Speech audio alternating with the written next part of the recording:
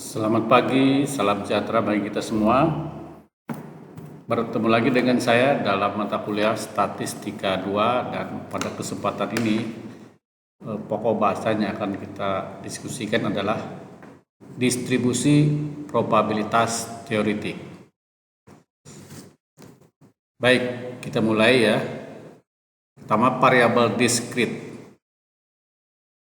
Variabel diskrit itu adalah variabel yang satuannya selalu utuh, tidak bisa dipecah, jadi bukan pecahan gitu. Contohnya manusia itu tidak ada separuh manusia gitu ya.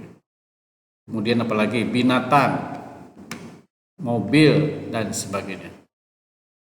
Kemudian ada lagi variabel continuous atau variabel sinambung.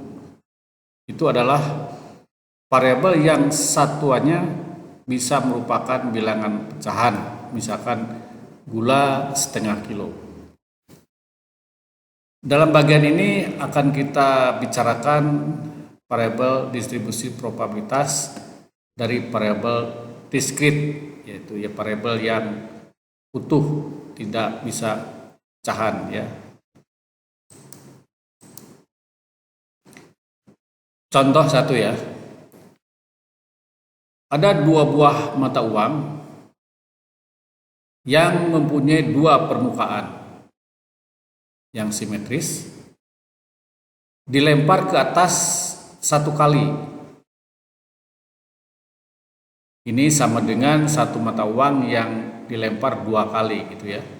Maka permukaan yang bisa didapat adalah baik mata uang yang pertama maupun yang kedua, permukaan A yang semua yang tampak. Berikutnya, yang pertama permukaan A dan yang kedua permukaan B. Ini kemungkinan ketiga, mata uang pertama B dan yang kedua adalah A. Kemungkinan keempatnya adalah kedua mata uang itu menghasilkan permukaan B yang sama tampak di atas. Karena mata uang mempunyai dua permukaan, maka probabilitas munculnya tiap-tiap permukaan itu adalah 0,5 atau setengah atau 50% gitu ya. Dan yang A itu yang B-nya juga 0,5 atau setengahnya atau 50%. Ini tiap-tiap permukaan ya probabilitasnya. Maka probabilitas dari hasil pelemparan dua mata uang sebagai berikut. Ini seperti tadi saya kemukakan ya, ada 4 kemungkinan. Permukaan AA. Jadi permukaan di atas itu dua-duanya A dan B 0. Berarti AA itu kan 0,5 kali 0,5 berarti 25 probabilitasnya. Yang muncul bisa saja yang kemungkinan kedua itu A di atas yang pertama dan B di atas itu yang kedua. Ini berarti B-nya 1 ya. Berarti probabilitasnya adalah 0,5 kali 0,5 berarti 25. 0,25 maksud saya. Kemungkinan yang ketiga B yang di atas untuk koin yang pertama dan A yang di atas untuk koin yang kedua. Berarti ini permukaan B di atas hanya 1 ya. Jadi ini 0,5 kali 0,5 probabilitasnya adalah 0,25. Kemungkinan yang keempat adalah BB. Jadi koin yang pertama B di atas, koin yang kedua B di atas. Berarti B-nya itu adalah 2. Ini 0,5 kali 0,5 ya, berarti 0,25. Ini ya. Nah, distribusi probabilitas untuk dua pelemparan mata uang tersebut bisa kita sederhanakan. Permukaan B itu 0. Ini coba lihat. Satunya 1, 2. Ya. Nah, yang satu ini kan ini yang satu 0,25, ini satu 0,25. Jadi satunya di atas adalah 0,5 ya. Kalau 0, probabilitas 0,25 1 tadi dikatakan 0,25 tambah 0,25 karena 2 menjadi 0,50 dan yang 2 di atas adalah 0,25. Totalnya adalah 1. Contoh kedua, 3 buah mata uang yang dilempar 1 kali, maka akan diperoleh kejadian 1 probabilitas sebagai berikut. Ini permukaan yang diperoleh ya. AA 3-3-nya di atas, permukaan A semua. Berarti B-nya 0. Berarti probabilitasnya adalah ini 0,5 A1, 0,5 kali 0,5 lagi kali 0,5. Jadi probabilitasnya 0,125. Kemudian kemungkinan yang kedua ini AAB. Jadi yang poin 1, poin 2 A permukaan di atas, yang B-nya 1 ya. Sehingga kalau dikalikan juga ini kan masing-masing 0,5 ya. Jadi 125 gitu ya, jumlahnya ini 1 ini. Yang berikutnya juga ini A di atas itu poin yang pertama, B di atas itu poin yang kedua, dan A di atas untuk poin yang ketiga. Berarti 3 kan, berarti 0,125. Demikian juga ini 0,125. Maka kalau ketiga-tiganya ini dijumlahkan menjadi 0,375. Berikut ini B-nya 1 yang di atas ya. Ini 1, ini 1, ini 1, permukaan B1. Nah sekarang kalau permukaan B2 berarti kan ABB gitu ya. Ini BAB, BBA. Ya ini B-nya 2 semua ya, 2 semua. Ini berarti 0,125, 0,125 dijumlahkan menjadi 0,375 probabilitasnya. Dan yang terakhir adalah ketiga-tiganya permukaan B yang di atas. Ini berarti 0,5 kali 0,5 kali 0,5 itu 0,125. Sehingga kalau di total ke bawah probabilitasnya adalah 1. Itu ya. Nah, sekarang persoalannya bagaimana kalau mata uang tersebut dilempar 4 kali, 5 kali, 6 kali dan seterusnya. Nah, maka untuk memudahkan perhitungannya, gejala yang punya 2 penampakan dapat menggunakan segitiga Pascal. Nah, ini kita membangun segitiga Pascal ya. Ini 1 ya, 1 kali ya. 1 kali 1 berarti ini jumlahnya 2 ya, 1 kali 2 ya. Kemudian kalau 2 lemparannya berarti ini tambahkan dulu dengan ini 1, 2 berarti ini 1 tambah kemudian ini 1 juga, sehingga jumlahnya adalah 4, 1, 2, 3, 4 kali. Kalau 3 bagaimana? Ya kita sama, ini 1 tambah sini, tambahkan ini 3, ini tambah 3, ini 1 ya, jadi 8. Demikian seterusnya ya. Sehingga mudahkan di sini berapa kali pelemparan berarti ini probabilitasnya kan gitu. Mari kita lihat sama-sama. Misalkan ini dari 4 kali lemparan sebuah mata uang hasilnya sebagai berikut. Nah, ini ya. Distribusi probabilitas dari 4 kali lemparan itu sebuah mata uang. Pertama, gejala 4A di atas berarti B-nya 0 ya. 3A di atas, 1B di atas, 2A di atas, 2B di atas, 1A di atas, 3B di atas, 0A di atas, 4B di atas. Nah ini probabilitasnya ya. Kita bisa lihat dari 4 gejala itu kan 4 ini ya, 4 ini 1, 4, 6, 4, 1 jumlahnya 16 itu ya. Kita lihat penjelasan di belakang. Jadi untuk 4 pelemparan koefisien dalam segitiga pasal itu 1, 4, 6, 4, 1 dan jumlahnya 16.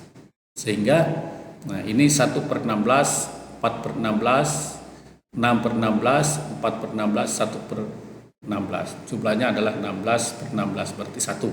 Gitu ya. Yang kedua, distribusi binomial.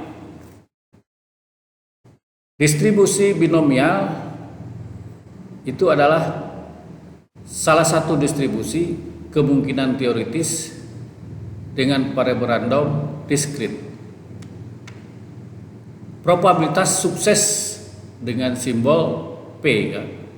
Dan probabilitas tidak timbul gejala yang diharapkan disebut probabilitas gagal. Itu diberi simbol Q atau sama saja dengan 1/P. Karena probabilitas itu kan 1 paling tinggi, nah P-nya itu adalah kemungkinan suksesnya, berarti gagalnya 1 dikurangi probabilitas, berarti sisanya adalah Q. Maka probabilitas timbulnya gejala yang diharapkan sebanyak X kali dalam N kejadian. Artinya X kali akan sukses dan N kali N dikurangi X kali akan gagal. Ini dinyatakan dalam rumus ini ya. Jadi probabilitas X dari N ya, maka ini XN ya. Jadi probabilitas kali sukses dari sekian kali kejadian gitu ya. Itu PX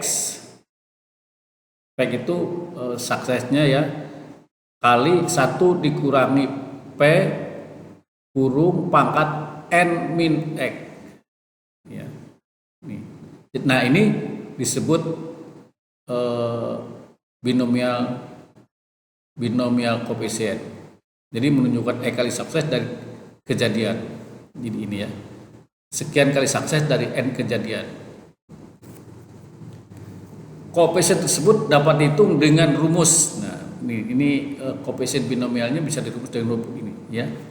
Jadi X sukses dari N kejadian itu sama dengan N faktorial per X faktorial kali N min X itu faktorial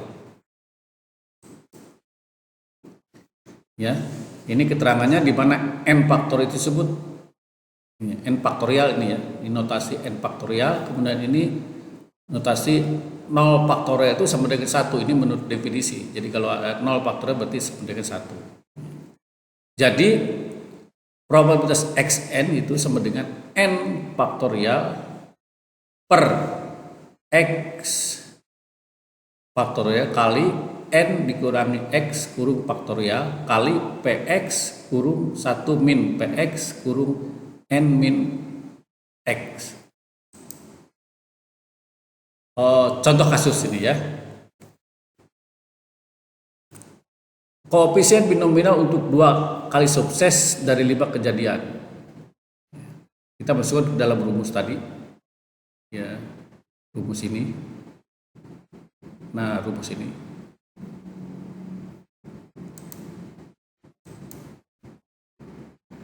Jadi ini 5 faktorial per 2 faktorial kurung buka 5 dikurangi 2 kurung tutup faktorial. Jadi 5 faktorial dibagi 2 faktorial kali 3 faktorial. Kita hitung 5 faktorial itu berapa? Jadi 5 kali 4 kali 3 kali 2 kali 1. Nah ini 2 kali 1, 2 faktorial itu 2 kali 1 kan, 3 faktorial 3 kali 2 kali 1. Sehingga ini kalau hitung jumlahnya adalah 10. Ya, 10. Itu koefisien binomial ya. Contoh kasus berikutnya. 2 buah mata uang yang mempunyai 2 permukaan yang simetris dilempar ke atas 1 kali, maka N-nya kedua, ya. Dan X-nya kemungkinan suksesnya bisa 0, bisa 1, bisa 2. Probabilitas tak mendapatkan permukaan B, itu ya. Jadi ini probabilitas tidak mendapatkan permukaan tidak dapat permukaan B dari dua lemparan tersebut adalah ini ya. Ini koefisien binomialnya 0 dari 2 itu kali sesuai dengan rumus tadi ya 0,5 pangkat 0 kali 0,5 pangkat 2 sama dengan 2 faktorial. Ini rumus binomialnya per 0 faktorial kali 2 faktorial ya. Nah, ini menghasilkan 2 faktorial per 0 faktorial ini 1 kan, ini 2 kali 1 2, jadi 2 per 2 sama dengan 1 kali ini 1 kan, ini pangkat 2 0,25, jadi 0,25 hasilnya ya. Nah, probabilitas mendapatkan satu permukaan B. Nah, ini jadi probabilitas 1 dari dua lemparan itu, probabilitas sukses 1 mendapat permukaan dari 2 lempar itu sama dengan sesuai dengan rumus tadi, kita masuk dalam rumus 0,5 pangkat 1 kali 0,5 pangkat 1. Hasilnya adalah ini untuk binomialnya, koefisien binomialnya ya. 2 faktorial per 1 faktorial kali 1 faktorial ya. Jadi 2 faktorial itu 2. Kemudian ini 2 ya per 1 ya. Jadi kali 0,5 ya. 0,5 kali 0,5 juga. Hasilnya adalah 0,50 atau 0,5 gitu ya. Nah, probabilitas mendapatkan 2 permukaan B, berarti ini probabilitas 2 mendapat permukaan B dari 2 lemparan ininya, binomialnya sama dengan 0,5 pangkat 2 kali 0,5 pangkat 0. Ini 2 binomialnya, ini kan 2 faktorial, ini 2 faktorial, ini 1 kan berarti ya, kali 0,25, ini berarti kan 1 ya, sama dengan 0,25. Contoh kasus 3. Sesuai contoh terdahulu, kalau 3 buah mata uang dilempar 1 kali, maka probabilitas tak mempunyai permukaan B adalah, atau 0 gitu ya, permukaan B-nya adalah 0,125. Probabilitas memperoleh satu permukaan B adalah 0,375. Probabilitas memperoleh 2 permukaan B adalah 0,375. Probabilitas memperoleh 3 permukaan B adalah 0,125. Dan selanjutnya kita akan hitung dengan rumus binomial, yaitu N-nya 3 dan X-nya 0, 1, 2, 3. Bisa kita lihat apa yang kita sampaikan ini yang sudah disampaikan terdahulu.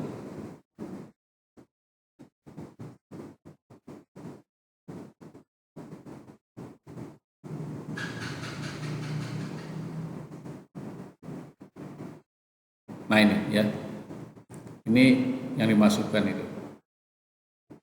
Jadi kalau 0 B-nya itu 0,125, 1 0,37 dan seterusnya. Mari kita lanjutkan yang tadi.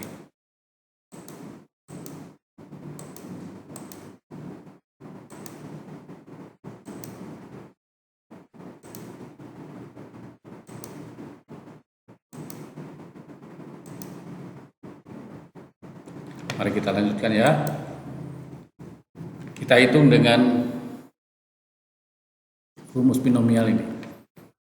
Probabilitas 0 dari 3 kali itu 3 kali lemparan, artinya probabilitas mendapatkan permukaan 0, permukaan B 0 di atas dari 3 kali pelemparan itu, ini binomialnya, rumus binomialnya. Jadi 0 permukaan B di atas dari 3 kali lemparan itu kali, ini sesuai rumus tadi ya, 0,5 pangkat 0 kali 0,5 pangkat 3 sama dengan ini dari binomial ya, berarti 3 faktorial per 0 faktorial kali 3 faktorial kali ini sesuai dengan definisi rumus ya, sesuai dengan definisi 0,5 pangkat 0 itu sama dengan 1 ya.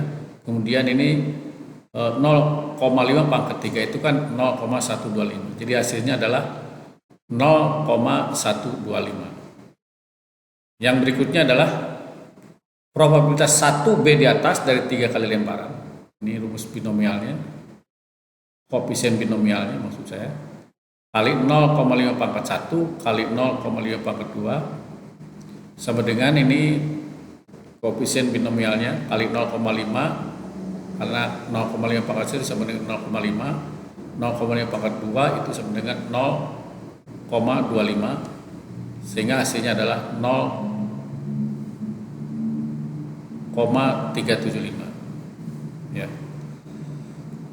Berikutnya probabilitas 2 mendapat permukaan B di atas dari 3 kali lemparan, ini koefisien binomialnya kali 0,5 pangkat 2 ya, kali 0,5 pangkat 1, ini binomialnya 3 faktorial per 2 faktorial kali 1 faktorial ya,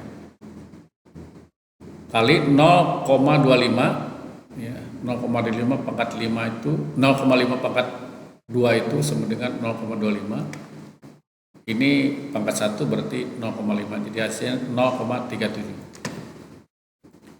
Kemudian probabilitas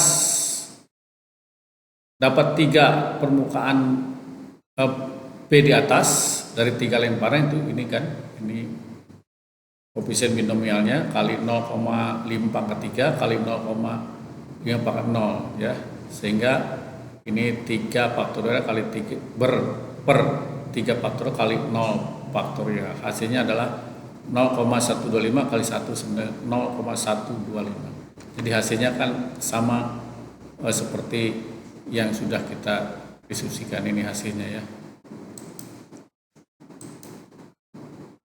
Kasus 4. Berapa besarnya probabilitas untuk memperoleh 4 permukaan A dari sebuah mata uang yang dilempar 10 kali? Jawabnya ini, N-nya 10 kali kan lemparannya, X-nya 4 dan probabilitasnya adalah setengah kan.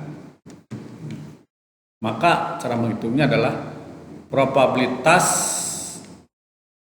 4 dari 10 kali lemparan itu sama dengan ini binomial koefisiennya kali setengah pangkat 4 kali setengah pangkat 6 sama dengan 210 kali 1/16 kali 1/64 itu sama dengan 105/512 sama dengan 0,205 ya. Contoh kasus 5 berikutnya ya. Berapa besarnya probabilitas untuk memperoleh satu sisi bertitik 6 dari sebuah dadu yang dilempar 5 kali? N-nya 5, X-nya 1 kan, probabilitas 1/6. Jadi probabilitas 1 dari 5 kali lemparan, koefisien minimalnya kali 1/6 pangkat 1 ya, X-nya 1 kan, kali 5/6 pangkat 4. Jadi 5 dikurangi 1 sama dengan 4 kan. Sama dengan 5 kali 1/6 kali 6 25 per 1,296 sama dengan 3125 per 7,776 sama dengan 0,4 atau 40% ya. Probabilitasnya memperoleh satu sisi bertitik 6 dari sebuah dadu yang dilempar 5 kali ke atas itu 40% probabilitasnya. Contoh kasus 6. Produk yang dihasilkan sebuah mesin ternyata rusak 10%. Diambil secara random dari produk itu sebanyak 10 buah untuk diselidiki. Berapa probabilitasnya dari yang diselidiki itu akan terdapat pertama tidak ada yang rusak, satu rusak, paling sedikit satu rusak, paling banyak 2 rusak. Jawabnya ya, N-nya 10 kan, dan probabilitasnya adalah 0,1 atau 0,10 ya.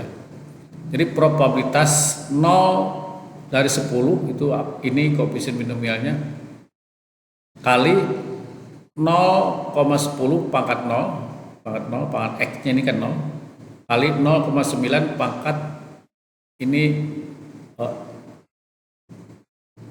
N-nya ya, dikurangi 10 dikurangi 0 kan 10 ya.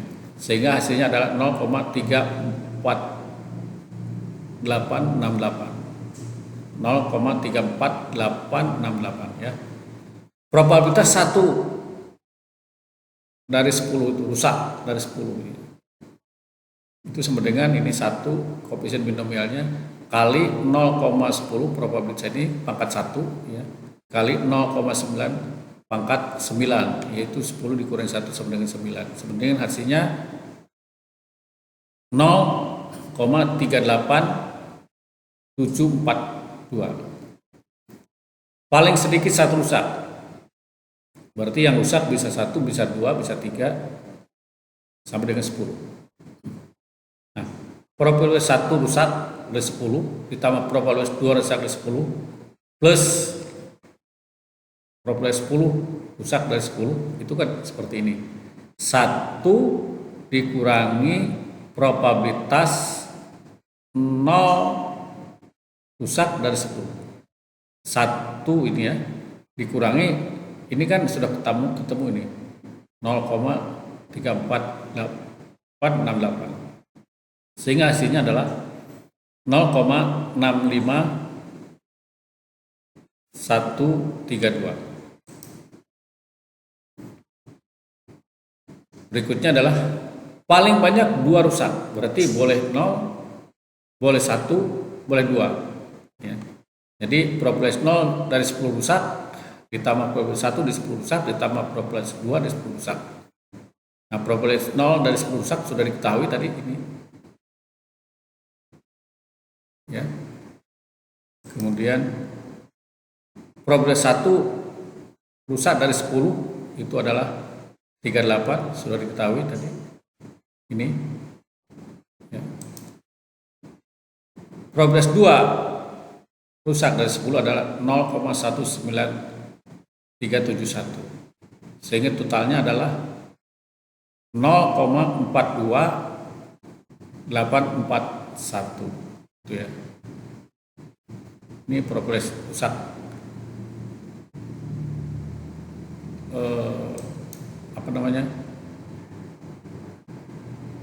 paling banyak 2 rusak ya. Ini probabilitas paling banyak 2 rusak itu sama dengan 0,42 atau 42%. Nah, ini latihan, silakan dikerjakan latihannya. Jadi soalnya seperti begini. Apabila probabilitas seorang akan menjawab suatu angket adalah 0,20, berapa probabilitas untuk memperoleh 0, 1, 2, 3, 4, dan 5 responden atau jawaban ya terhadap angket yang dikirim kepada 5 responden. Terima kasih, saya kira itu saja dulu di hari ini. Sampai jumpa lagi pada kesempatan yang akan datang.